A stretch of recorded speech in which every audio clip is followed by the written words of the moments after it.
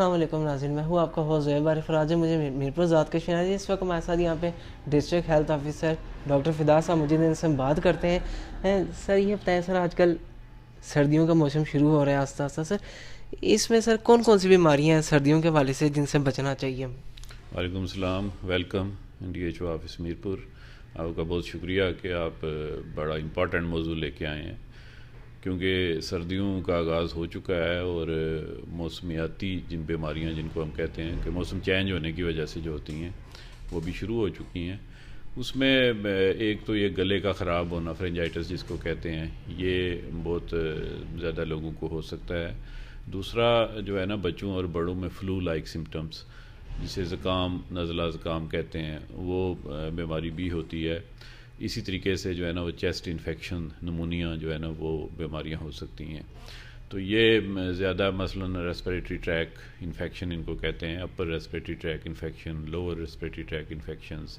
اسی طرح جو ہے نا کچھ لوگوں کو ٹھنڈ سے الرجی ہوتی ہے تو انہیں چھینکیں آنا اور اس طرح کے جو سمٹم ہیں نا، تو یہ جو 3-4 قسم کی میں نے آپ کو بیماریاں بتائی ہیں، یہ سردیوں کی بیماریاں کہلائی جاتی ہیں اور عام طور پہ سردیوں میں ہوتی ہیں اور ان دنوں بھی ہو رہی ہیں لوگوں کو۔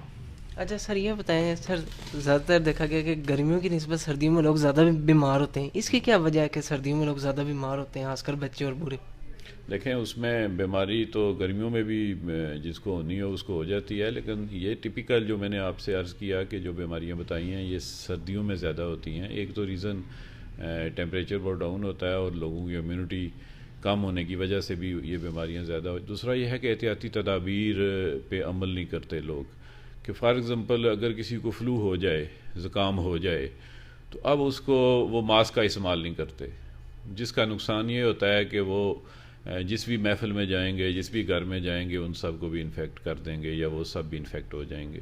تو ایک تو یہ ہے کہ اگر کسی کو یہ فلو لائک سمٹم ہو جائیں تو وہ ماسک کا استعمال کرے، اور دوسرا تمام لوگوں کے لیے ہے کہ وہ ہینڈ واشنگ پہ توجہ دیں، کہ اگر فار ایگزامپل میرے ہاتھ میں کوئی بیکٹیریا یا وائرس آ بھی گیا ہے اور میں نے جب کوئی چیز کھانی ہے یا پینی ہے تو میں اس سے پہلے ہاتھ دھو لوں تو وہ کم از کم میرے جسم کے اندر نہیں جائے گا۔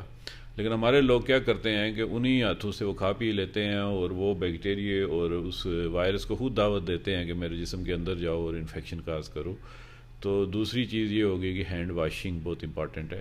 پہلی میں نے ماسک کا استعمال بتایا جس کو ہو جائے۔ اس کے بعد یہ ہے کہ جو آپ کی امیونٹی بڑھانے کے لیے چیزیں ہیں وہ تو اپنی جگہ قائم ہیں، کہ آپ ہلکی پھلکی ایکسرسائز ضرور کریں۔ ہمارے لوگ یہ ہے کہ ایکسرسائز واک کرنے سے تھوڑا سا دوری بھاگتے ہیں، تو ایکسرسائز کا ہونا بھی بہت ضروری ہے۔ اسی طرح فروٹ اینڈ جوسز کا استعمال، لیکن ٹھنڈے نہ ہوں۔ اسی طرح گرم مشروبات کا استعمال، یہ ساری چیزیں جو ہے نا پھر بلڈ اپ ہوتی ہیں۔ اور اس کے ساتھ ساتھ جو بچے ہیں، خاص طور پہ انڈر 2 ایئرس، 2 سال سے جو چھوٹے بچے ہیں، ان کے لیے بہت امپارٹنٹ ہے کہ ان کے والدین کے لیے کہ ان کی ویکسینیشن کمپلیٹ کروائیں۔ اب یہ سردیوں کا موسم ہے اور اس میں یہ جو ویکسینیشن والی بیماریاں ہیں یہ عام طور پہ ہو جاتی ہیں بچوں کو، اور جو بچے ویکسینیٹڈ نہ ہوں اور ان 12 بیماریوں میں سے اگر کوئی بیماری ہو جائے تو پھر اس کا لیے مشکل ہوتی ہے۔ تو ان کے لیے یہ بھی ہے کہ جو ہی بچہ پیدا ہو تو اس کی ویکسینیشن کا عمل شروع کروا لیں۔ اچھا سر، اس وقت جو لوگ آپ کو دیکھ رہے ہیں ان کو آپ کیا پیغام دینا چاہیں گے بیماریوں سے، ان کے بچاؤ کے لیے تدابیر کے بارے سے کیا پیغام دیں؟ دیکھیں، میرا پیغام تو یہی ہے جی کہ احتیاطی تدابیر پر عمل کریں۔ یہ تو میں نے انفیکشس ڈیزیزز کی بات کی۔ اس کے علاوہ جن لوگوں کو بلڈ پریشر ہے، جن لوگوں کو شوگر ہے، جن لوگوں کو ہارٹ کی بیماریاں ہیں سردیوں میں، وہ بھی سم ٹائمز آپ نے دیکھا ہوگا ہارٹ اٹیکس بھی زیادہ ہو جاتے ہیں، تو اس کے لیے یہی ہے جی کہ وہ ہلکی پھلکی واک بھی کریں، اپنے معالج سے مشورہ کرنے کے بعد اپنی ڈائٹ کو بیلنس رکھیں اور سردیوں سے اپنے آپ کو بچائیں۔ گرم جو مشروبات ہیں ان کا استعمال کریں، اسی طرح جو ہے نا گرم کپڑوں کا استعمال کریں، اور واک ضرور کریں اور اپنی ڈائٹ کو بیلنس رکھیں۔ جوسز پئیں، آگے آپ کا جو ہے نا یہ سٹرس فروٹ آ رہا ہے اور مالٹا کینو جو ہے جس کو عام زبان میں ہم کہتے ہیں، ان کا استعمال کریں، یہ وٹامن سی ہوتا ہے۔